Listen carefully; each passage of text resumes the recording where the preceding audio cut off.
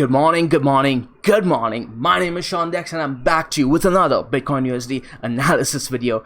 We talked about 11k, we got 11k. Everybody else was talking about how 10k was gonna be the point of reversal. But over here at Mango, we said we were only gonna start a step there and we were likely gonna see upward and onward price action after that to around 11.2, 11.4 thousand. And hey, what do you know? We actually got there. In this video, we're also gonna be talking about whether or not we're gonna see a reversal or are we gonna see more upside price action. We're also gonna be talking about Ethereum very briefly. So if you're interested in that, stay tuned. But with that being said, let's get on over here right away to our Bitcoin price action because there's a lot to discuss, and I'm going to try and keep this video as brief as possible. So here we have Bitcoin. Let's go ahead and clear out all this Ichimoku stuff because let's keep it clean for now, right? Let's go ahead and so let's do a quick recap. Okay, so initially we were talking about this ascending triangle right over here, right? Ascending triangle, symmetrical triangle, call it what you will. We broke to the upside and we talked about how, hey guys, wait for the confirmation because you are better safe than sorry, and when you are patient you get the retest, and you know that's the markets reward the patient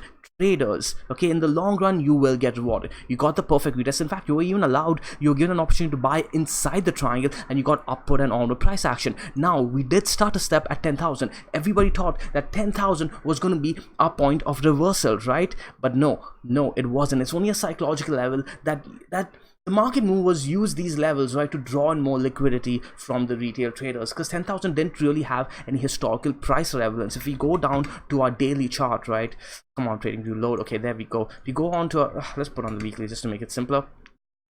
Load. You see that 10,000 really didn't have any price relevance at all. The major area to be looking at was around 11,000. If you put on the daily, we can go ahead and mark a zone of resistance that is a lot more accurate, and I'm going to do that right here for you guys if TradingView decides to be a little. There you go, TradingView. Okay, so let's look at this zone over here. Okay, we have this double top over here, so we can go ahead and do this right now. Okay, so we can mark this zone over here, right? 9,800, which was a point of resistance, by the way, if you guys do remember. Now we have this zone over here, which is around 11,500, and you guys see we have another spot right over here that we can go ahead and mark. And what do you know, if you guys go ahead and look at where we stopped, it was right there. Okay, so what we talked about in our previous videos. Okay, this was also a major fib level. We can go ahead and do that too right now. We can go from top to the bottom and go. Okay, that was a major 0.5 the 50% retracement level to make it sound simpler. Okay, so now when a lot of people are looking at those zones, right, this was a very obvious region because you have your double top, you have your 0.5% retrace, 0.5 retrace fib level over there. So it's lots of eyes are there. Okay, people who are playing horizontals, people who are playing the fib levels, and probably moving averages, blah blah. A lot of things are going to confluence over there. We also had an Ichimoku, by the way, confluencing over there. What was it, on the 4-day time frame, I believe? Let's go ahead and look at that too. Okay, come on, load. There you go. The Ichimoku was confluencing over there too. When these things happen, right, when you see so much confluence, you got to think a little bit critically and be like, you know what, we are likely going to get front run because people are going to be playing chess while other people are playing checkers, right? And did we get front run? I wouldn't even say we got front run.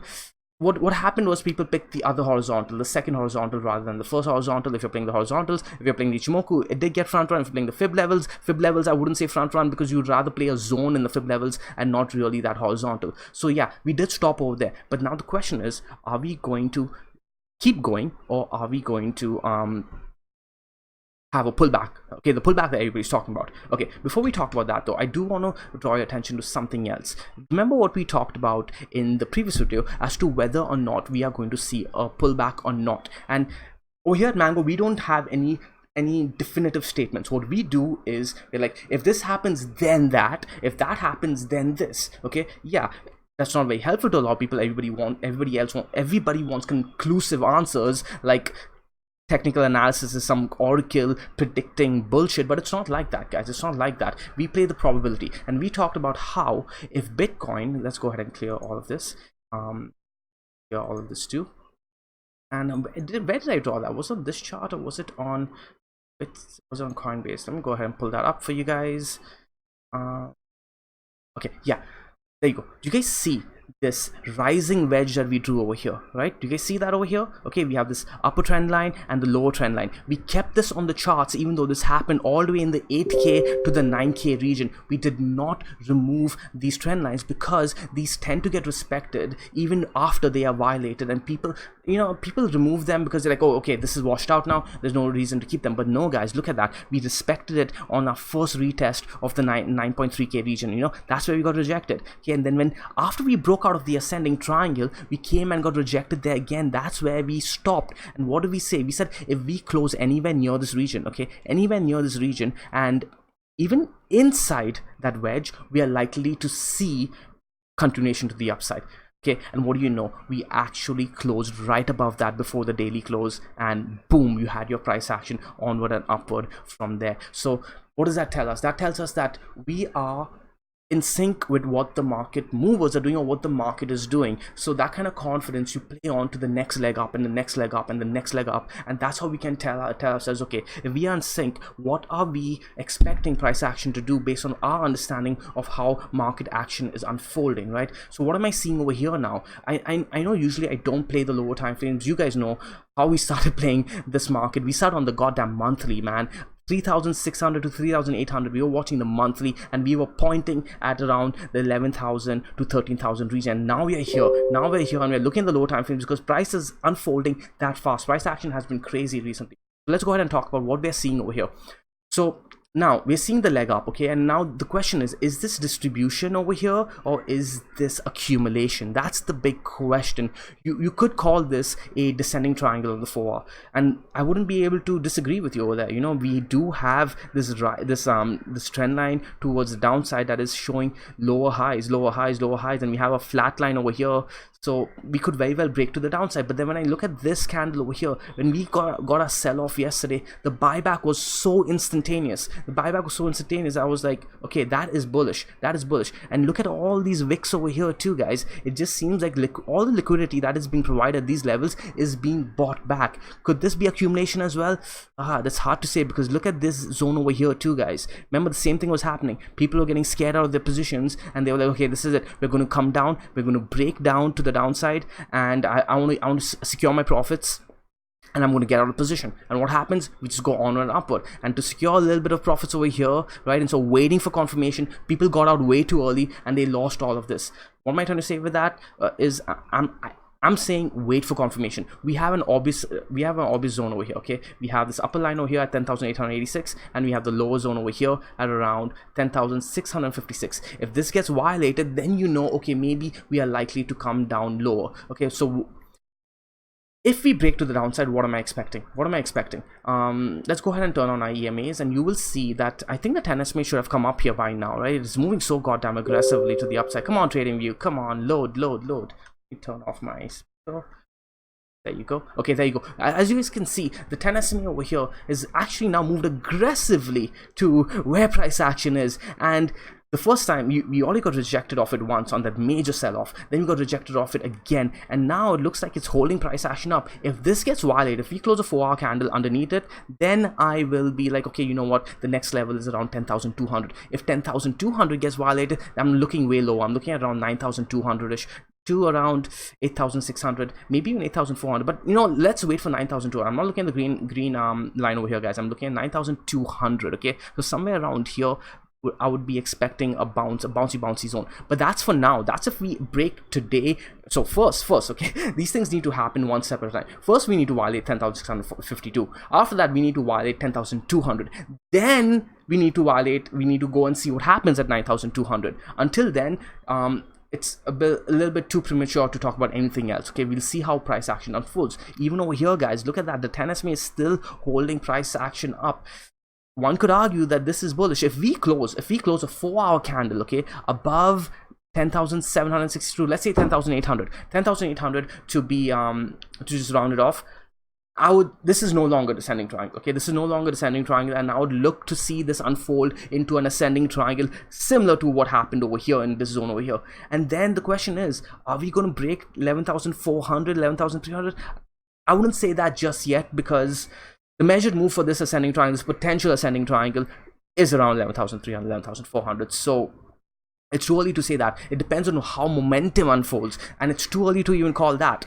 But what we can look at right now is other things. Okay, so let's go ahead and draw another fib retracement. I want to just point this out to you guys. We can go ahead from the low over here to the high over there. I know it's getting a little messy, so okay, I hope you guys see what's going on over here. Look at the fib retracement I just do. Okay, okay, what I'm gonna do is I'm gonna draw a fresh chart. Let's go ahead and take a fresh chart. We'll take this over here. God damn, trading view, so slow, so slow. I apologize, guys. I can't do anything about this. Okay, so it looks like this is a clean chart on Coinbase. So let's draw a fib level over here. Okay, we'll take from low to the high over here, and you can see what's happened. Look at this. Okay, what is this? What is the story telling you? What is the story telling you? When we had a sell-off, okay, we came and bounced off the 0.382 level. We didn't even get to the 50% retracement. We bounced off the 0.382 level. Okay, 0.382 level, and then we retried again and got front run, and now what's happening is we are accumulating on the 0.236 level. This is the makings of a bull flag, guys, or a bear flag, right? It could be a bull or bear flag, but this is the makings of flag. When you're getting reaccumulated or distributed on the 0.236 level, that's something to keep an eye out for. But the rejection, the double, the triple rejection, you could call it, at the 0.382 level is a bullish indicator. But is it enough for me to get completely bullish? No, it's not enough. But I'm not going to let go of my positions either. You guys know where we got into position. We got into position over here, right? I did take some profits over very little, like 10%, 15% profits on the level, on the 11,200 level that we got over here. And I actually rebought right on this horizontal over here, because honestly, I'll just get rid of it. I'll just get rid of it if we break to the downside again, and I'll reposition this. I'll just play around. The reason, usually you guys know how I play this. I play the trend, but now we're in such a volatile zone, right, where I've made good enough profits from this. You guys know how far we've been playing this, man. We got into our first position, 3,600 to 3,700. Second position, 5,200 to 5,100 to 5,200. Then the third position that we got shook out of was around the 8,000 level. Then we had this break, right? We got shook out. Unfortunate. We lost 5% of the move. We got back in around 8,000 to 8,100. For those of you guys who are new to the channel, go ahead and watch those videos and watch my thought process through those videos, because it was pretty simple. It was so simple, right? People overcomplicate it, and they try to, I don't know why they overcomplicate it, because when you're on an uptrend, it's easy to just play the trend, and yeah, you can catch reversals. The reason, I'll talk about how I was able to get that. Okay, you know what, I'm not going to complicate it, but there was a way to actually time the top over there on the lower time frames, but I'm going to avoid talking about that, because I don't want people to get into bad habits of doing that. Your execution skills really need to be on point over there, and it took me a while. It took me a while to get to the point where I was able to execute like that, and I'd rather you guys not get into those habits just yet. Play the high time frames and keep it simple for you guys. That being said, yeah, let's go ahead and talk about the high time frames. We haven't done that, right? When you look at the daily, what do you guys see? Okay, what do you guys see? Come on, trading. I hate this. I hate this. Okay, yeah, let's go ahead and remove that fib level. Let's go ahead and do that. What do you guys see? This looks constructive to me. As long we defended the close of the previous day, right? We're defending it right now, like 10,673. It looks to me, as long as that gets defended for today, I am going to remain bullish. Like even this candle, I know people are saying this is a bearish candle. Again, guys, the follow through is not there. Just similar to how everybody called this candle over here a bearish candle, I did not. I was looking for the follow through, and the follow through was bullish, right? So, and there's a deeper story to how and why I considered this candle a bullish candle, was because the sell-off before the end of the day that got bought back right after the break, right? And it turned from a red candle to a green candle just before the end of the day, and that tells a different story to me. That tells a different story. You got to read the overall story from candle analysis. Don't just look at one candle and get tunnel vision, guys. Don't do that. Don't do that. It doesn't. Okay. Anyways, so to me, this is looking good still. Okay, you go ahead and look at the 2-day, and what's the 2-day saying? I think, in my opinion, the 2-day, I looked at it earlier today, and the 2-day is just getting started, man. 2-day is just getting started. When are we closing the next 2-day? 24, tomorrow. So it'll be interesting to see how this candle closes, okay? If we close anywhere above 10,800-ish, right? I'm gonna be expecting price action upward and above. And now when you look at the 3-day, the 3 days, and you guys remember, we've been playing the 3-day for the most part, right? let's go ahead and turn on our Ichimoku for those of you who have been following along with the channel, and now you guys will see the story here. We played this over here, right? Edge to edge trade. Okay, we are looking for the top of the cloud, got the top of the cloud, got the retest of the 200 MA, all of that, and now this was a flag that we were calling. This is a flag that we were calling, and now it looks like we're just breaking to the upside, and it looks like continuation. When are we closing this? I believe on the 24th. Yes, the 24th. We're closing a 2-day and a 3-day tomorrow. And if we close like this, would you call this bearish? Would you look at this chart and call it bearish? It looks like upside, but then again, you got to be careful because we're in a very, very volatile zone, but it's so hard. What's making me apprehensive is that I'm seeing so many moon boys. I'm seeing remember what I talked about the cloud too, by the way, guys. Remember what I talked about the cloud? I said, even though I am an Ichimoku fan, okay, I look at the whole picture. And I said, we are likely to blow past the top of the cloud, right? We are likely to blow past the top of the cloud. And we did just that. Don't get tunnel visioned. Right? Okay, so let's remove this and look at the weekly just through a clear picture. As long as we close the weekly like this, again, continuation. In fact, if we close over 10,300, this weekly is going to be looking good. If we close underneath 10,300 and 10,400, I would say, then maybe we could start looking for downside moves for the next week. But even then, that would be me being extremely strict. If we close the week about 11,400, guys.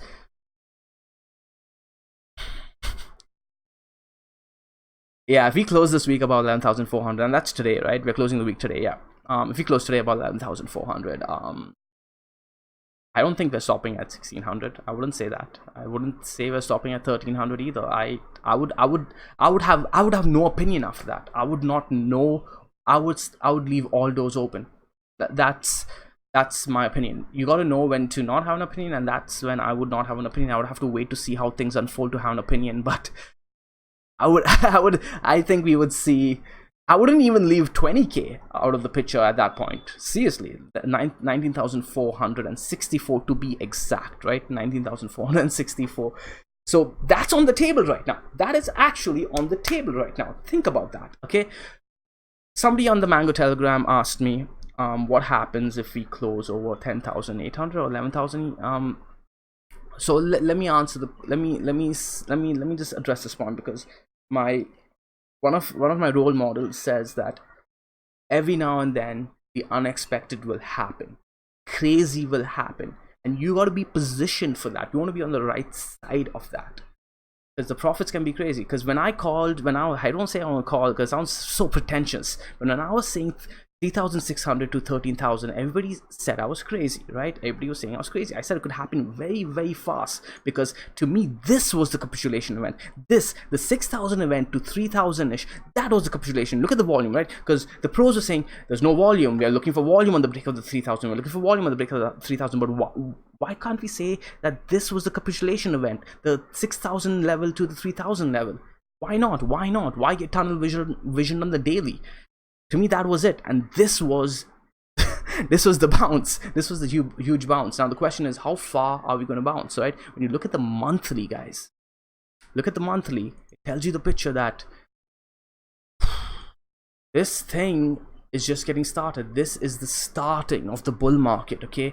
Don't lose picture. We may have pullbacks, but those pullbacks are going to be buys, okay?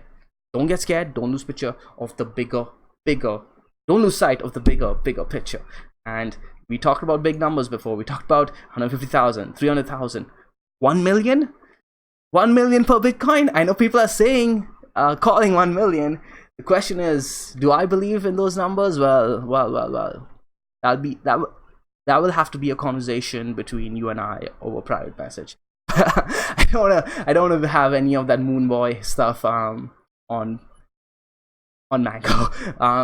So yeah, let's talk about Ethereum quickly. Let's talk about Ethereum, because Ethereum is doing good things too, guys. Ethereum is doing good things. Ethereum broke out of a major range at around 270, and I did get back into position. I'll tell you guys when and how. So yeah, this was the major range that you were looking at, right? If you want to keep it simple, around 274, the horizontal. If we broke that, that was the breakout zone. We also were drawing this channel here on the 12, I believe it was. I don't know how I got this channel, but what happened was, right, when Bitcoin hit that 10,000 level, and I knew I wanted to get into Ethereum, what I did was I waited for Bitcoin to have its stutter step that I was talking about for the longest time, and Ethereum had its retrace to 283, and that's when I got into. I bought the retrace. I bought around this zone around 285 and 282-ish. My average position was 283, and now I'm still in position. I am looking for just what we talked about in our previous videos.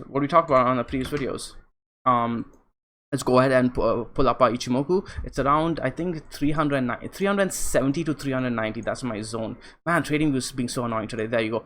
393. Yeah, this zone here. Like, we're talking about big numbers now. So I'm going to have zones for you guys. I'm not going to give you exact numbers because things are going to get really, really volatile. But let's see how things unfold. We got a good position, so we're going to see how these things, how it goes. Like you guys know, I'm willing to give back profits just to get the big moves, and we've been getting big moves. So for now, I'll leave it at that for you guys. That's a quick update on BTC before I go. What are we looking for? To moving forward? Ethereum's looking good. Like, Ethereum's looking more bullish than Bitcoin today, but tomorrow that may switch around. So, oh, trading, come on, not today. Sunday, so it could be my internet. Holy shit, this is okay. Let's keep it simple. Pull up Coinbase. I'll try and edit out these lag zones. God damn it. TradingView. It's not my internet. Okay, so simply put, if we break 10,800 the upside, I'll be expecting continuation. Probably a retest of 11,200. If we break this to the downside, I'm looking at 10,200. Is it 10,200? Yeah, 10,200. If we break 10,200, I'm looking to 9,200 after that. Yeah, 10,200. Yeah, that lines up with the Tenkin and the 21 EMA. If we break this, however, it looks like Bitcoin may, let's see how this unfolds. The descending triangle may play out, and I think that does point down to 10,200. Does it? I'm not sure. I'll do the measured move after this video. But look at that. It's getting defended. Even the 1 hour 21 EMA was getting defended all morning, guys. So like, it looks like the bulls might just be drawing liquidity, but who knows? It's too early to call anything. I'm leaving anything open on the table. These time frames can really shake people out. So if we break 10,200 the downside, I'm expecting 9,200-ish, which is probably the daily 21 EMA. Let's go ahead and look at that. Okay, trading news pissed me off today, so okay, that's loaded. Okay, no, the daily 21 is coming up to 9,060-ish, but tomorrow it may take up to 9,200. So if we do break that, it could be even tomorrow. If we break 10,600 to the downside, even tomorrow, I'll be expecting 9,200. Okay, so I'm going to leave you off with that, guys, today. I hope you guys enjoyed the video. Throw it a like, throw a subscribe, and hey, if you're not in the Telegram group, go ahead and join the Telegram group too, because I'm going to be putting that channel on private very, very soon. We're almost reaching around 300 members, and I want to keep this community small and tight, and I want to keep the community, quality, right? So do that if you're interested in joining. It won't be up for too long. Yeah, so I'll see you guys in the next video. See you tomorrow.